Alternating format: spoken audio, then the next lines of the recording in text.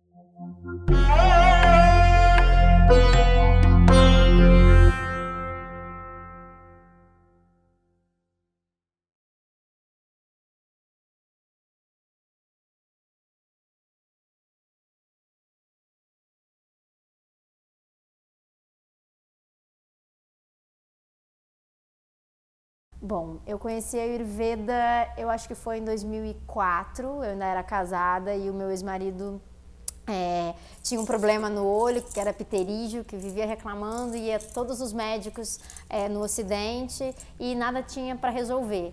E aí ele ouviu falar, eu acho que foi num templo budista, lá em Três Coroas, no Rio Grande do Sul, que ele ouviu falar de Ayurveda, e aí ele fez uma consulta, e aí se começou a seguir o tratamento daquele terapeuta, não lembro nem se era médico, se era terapeuta. Foi aí o meu primeiro contato sabendo da palavra Ayurveda. Nesse mesmo ano, foi no ano seguinte, eu fui para a Índia para estudar, fazer um curso de arquitetura, de Vastu Shastra, e fui para conhecer a Índia também, porque eu trabalhava na época com arquitetura.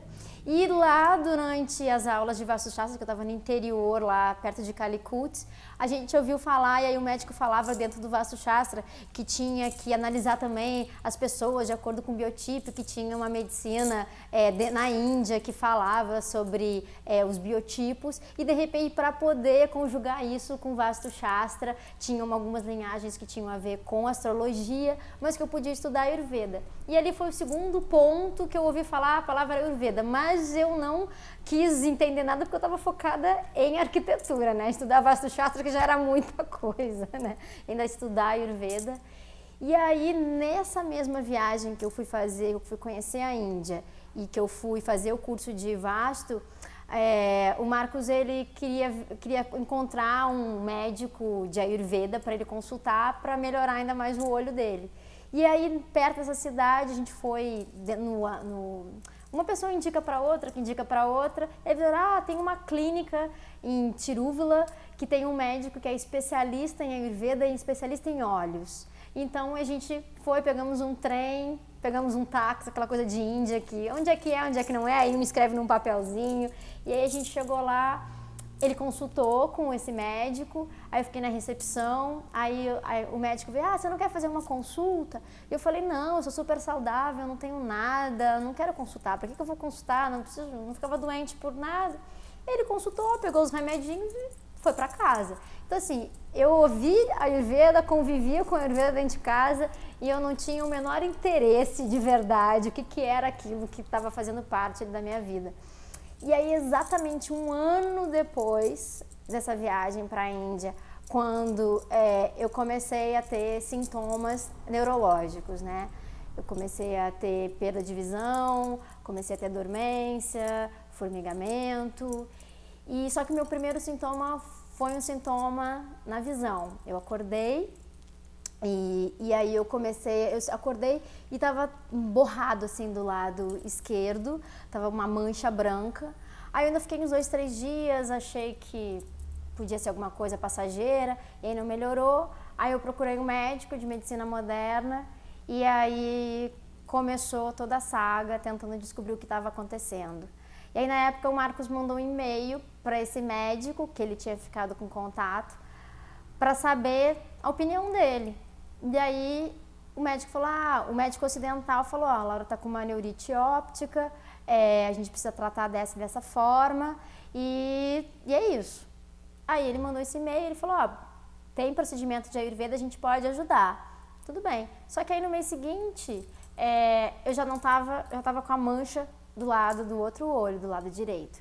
E aí eu comecei a ter dormência na perna, comecei a ter dormência no braço esquerdo, comecei a ter formigamento. E aí a neurooftalmo resolveu falar, não, você tem que procurar um neurologista, porque isso não é mais só uma neurite óptica, tem alguma coisa a mais, então você tem que investigar com o neurologista.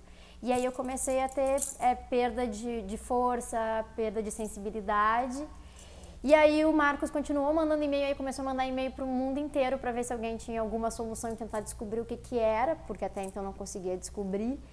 E aí ele mandou e-mail para esse médico, continuou mandando e-mail e me falou, traz ela, traz que enquanto tá tendo esses sintomas, então tá se desenvolvendo uma doença neurológica, provavelmente, né?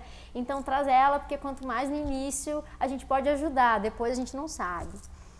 Só que eu já tinha ido à Índia, né? Eu tinha ido uma vez para estudar e para passear. E aí, mesmo o médico dizendo que poderia ajudar, o lugar, a clínica era imunda, era um dos lugares mais sujos que eu já tinha visto, estado na minha vida. A cultura é completamente diferente, a dificuldade de lidar com a língua, né? De conversar com eles mesmo em inglês, você não entendeu o inglês. E sem ter a menor ideia do que era o Ayurveda, o que eles iam fazer comigo, e longe de casa, né? Numa situação onde tinha dias que eu não conseguia ficar em pé, tinha dias que eu não conseguia comer sozinha. E aí eu ouvi aquela informação que teria um tratamento, mas eu fiquei com bastante receio. Deixei como se fosse, né, uma carta na manga, caso tudo desse errado, estava ali.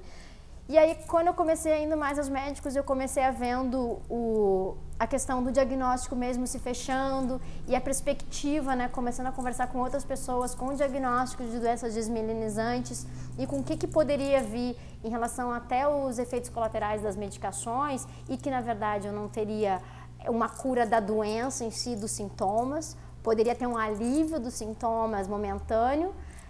Eu comecei a me apavorar com aquela perspectiva e eu falei, bom, se dentro da medicina moderna as medicações elas só vão me dar 30% de chance real de melhora e podem me trazer outras consequências, eu não quero colocar minha vida em jogo para esse tipo de abordagem. Eu vou fazer uma tentativa, mesmo que, né, não seja, a gente não sabe que eu não sei o que vou fazer uma tentativa, mas ainda assim, aí quando eu fui numa médica, numa neuro, e ela falou, Laura, hoje você vai sair daqui, você vai para o hospital, você vai fazer 3 dias de sessão de pulsoterapia, porque esse é o protocolo.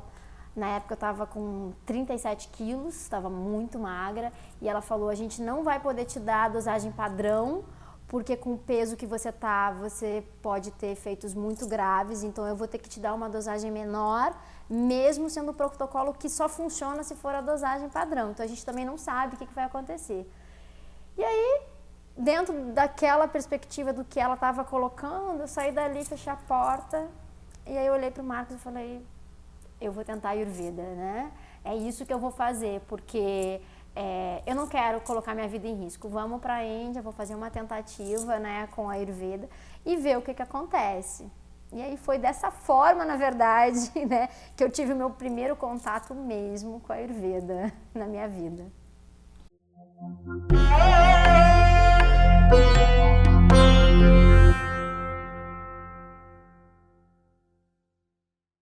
Fácil? Não sei se teve alguma coisa que foi de verdade fácil, né? Eu acho que tem situações onde eu fiz escolhas e outras que eu não estava fazendo a escolha para determinadas atitudes ou fazer ou não fazer. Mas fácil, eu não posso definir nada como fácil. E também não posso definir como difícil. Eu posso definir como escolha mesmo, o que eu estava disposta de verdade a fazer, encarar, porque eu tinha um objetivo. Quando eu me vi naquele momento, eu queria de verdade reverter aquela situação e eu não queria ficar dependente, né, de um médico, de um remédio ou da própria situação em si. E aí eu encontrei forças, eu não sei da onde, encontrei uma vontade que eu não sabia que isso fazia parte de mim, de não. Se existe uma possibilidade, e essa possibilidade eu tenho que fazer isso, isso, que não é comum ou não é normal dentro daquilo que eu já vi, ou que eu vivenciei, ou que eu vi outras pessoas fazer, mas isso funciona, eu vou fazer, né? E não que isso era difícil, né? Como uma das prescrições do médico, que era tomar sopa de miolo de carneiro, né? Que pode dizer, nossa, isso é difícil, isso é terrível. Ou então, tranquilo. Era uma coisa que não fazia parte da minha realidade. E eu estava na Índia quando o médico me prescreveu isso, num hospital onde eu tinha conversado com todo mundo era vegetariano, eu na época era vegetariana, e o médico falou, você vai tomar sopa de miolo de carneiro. E aí eu falei, não, mas eu sou vegetariana, doutor. Você é vegetariano. E todo mundo nesse hospital, ele falou, é remédio para você. Você vai preparar dessa e dessa forma, e você vai tomar durante 3 meses, assim, assim, assim, 3 vezes na semana, e esse é remédio para você. E aí eu voltei para casa, e aí a primeira vez que eu olhei, né, o miolo do carneiro, eu falei, não quero mais, se isso pode me ajudar, eu vou fazer. Então eu acho que eu não encarei muito com a situação, colocando numa balança, sabe? Eu coloquei que se existe uma possibilidade, eu vou fazer 100% dessa possibilidade. E aí eu posso dizer se isso funciona ou se isso não funciona.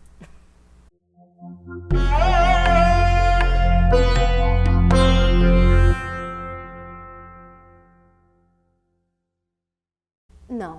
Na Índia, eu vou todo ano fazer meu tratamento. Então, isso é uma parte do tratamento.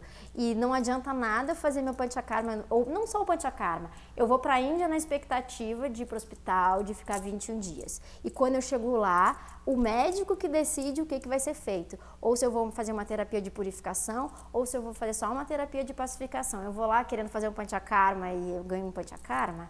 Não, o médico vai na hora decidir o que vai ser feito. E essa é só uma parte do tratamento, que as pessoas acham, você foi para a Índia, fez 21 dias de tratamento, ficou curado e voltou para o Brasil. Não, eu continuo indo todos os anos. Desde 2006, eu vou para a Índia praticamente todos os anos. Fico lá internada, já fiquei 6 semanas internada, mas uma média de 3 a 4 semanas todos os anos, e volto. E aí o que eu faço aqui todos os dias, que na verdade é determinante para que esse um mês lá seja de uma forma ou de outra.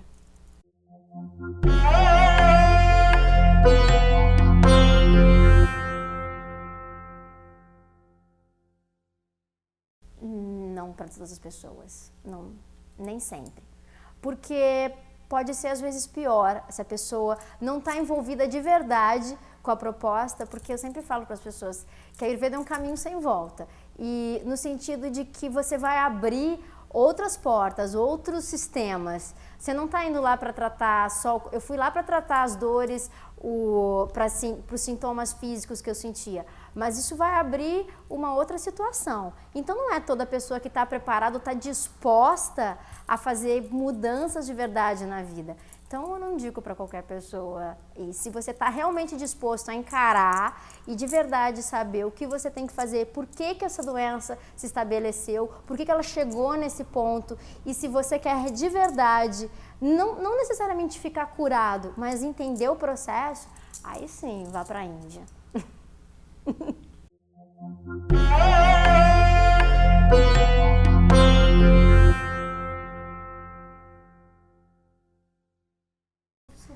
Hoje é meu trabalho, né, Ayurveda. Eu não busquei a Ayurveda como uma profissão. Eu não fui fazer um curso, né, para ser uma terapeuta ayurvédica e trabalhar com a Ayurveda. Eu não resolvi ir para a Índia para ser médica ayurvédica. As pessoas, por que você não vai para a Índia e vira médica ayurvédica? Eu não quero ser médica, né? Não é esse o foco. A Ayurveda apareceu na minha vida, né, como uma saída.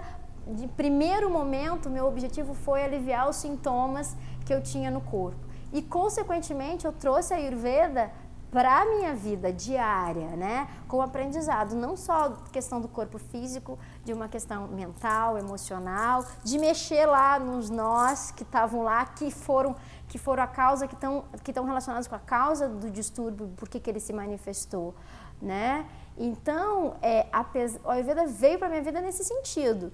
E aí, no decorrer desse processo, eu fui fazer o curso de terapeuta para entender o que eles tinham feito comigo na Índia, para entender porque eu não podia ir para a Índia o tempo todo. Então, eu tinha que fazer uma oleação no corpo. Por que eu tenho que fazer essa oleação? Como que se faz essa oleação?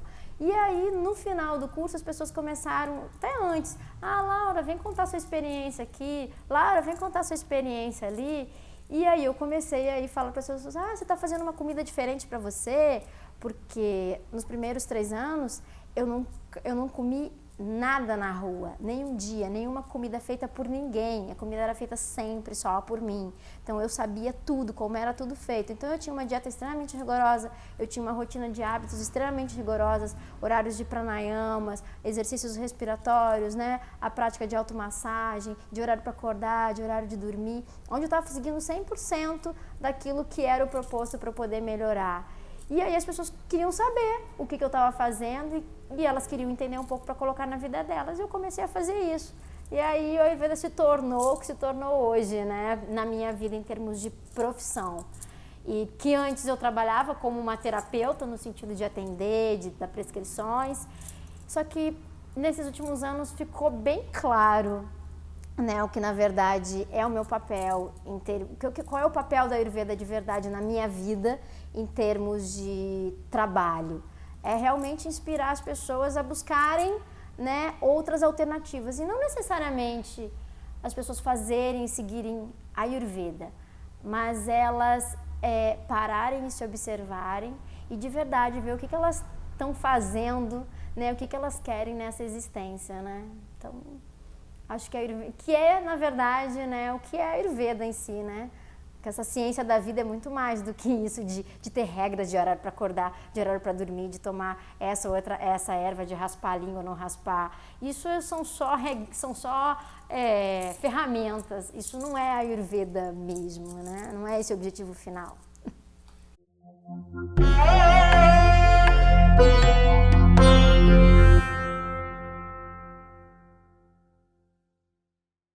Ele me dá a base e ele me dá a vida em si, né? Porque isso corre nas minhas veias. Então, assim, isso é a prática, isso é a minha prática de vida. Não é algo que eu estudo num livro, que eu sei a questão teórica. Não, porque é assim, assim, assim. Não, porque é a minha vivência. E eu vou lá para o hospital, eu tiro essas 3 semanas no hospital para ser tratada. Eu não vou lá para o hospital para também aproveitar e estudar. Claro que eu fico tentando entender o que ele está fazendo com os outros pacientes, mas eu sou paciente e eu vou lá e me entrego para todo o processo, né, que ele vai aflorar. E aí isso acaba refletindo no meu trabalho, né, na minha vida aqui no dia a dia, né, porque eu me entrego mesmo, é a minha vida, não é só o meu trabalho. Antes de ser meu trabalho, é a minha rotina, é o meu objetivo.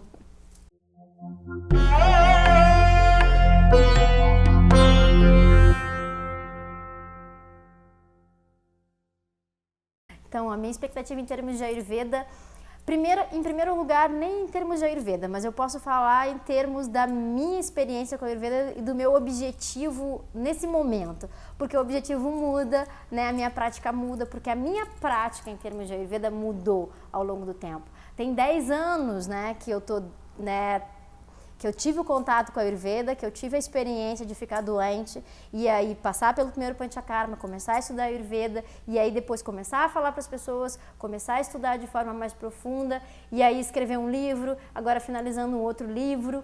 Então, assim, isso mudou, né? A minha maneira de ver o Ayurveda, de como trazer o Ayurveda para as pessoas.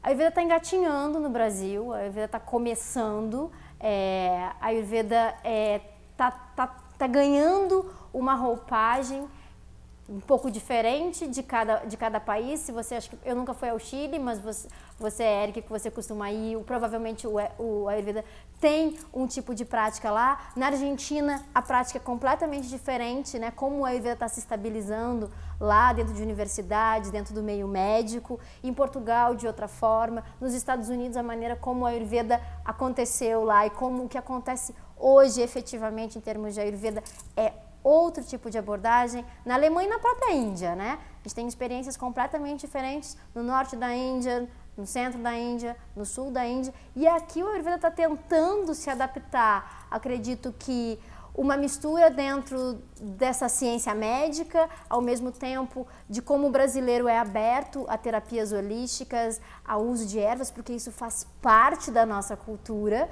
e a gente deixou isso de lado. E eu acho que a Ayurveda tem um papel muito, mas muito importante em termos de sociedade mesmo brasileira, de resgate, né, da nossa própria cultura, da gente entender a nossa relação com a nossa própria terra, com os nossos próprios alimentos, com as nossas próprias ervas. E vem de uma forma muito linda trazer, né, essa oportunidade, né, de resgate de forma verdadeira.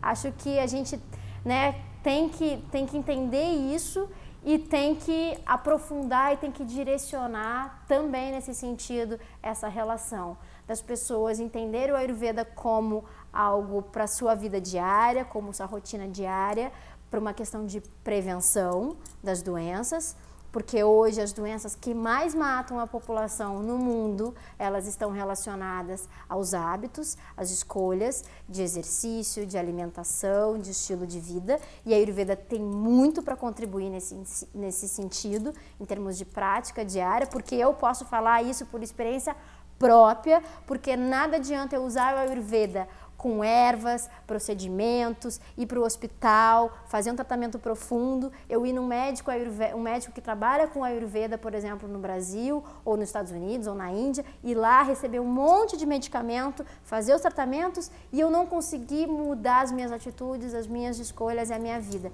Então, existem duas questões aí, em relação a mostrar o quanto a Ayurveda é importante nesse desenvolvimento dessas doenças que estão matando a população, para evitar isso, e no sentido de a gente resgatar e a gente entender, a gente estudar, né, as ervas, os hábitos, a nossa cultura como parte do tratamento das patologias já estabelecidas.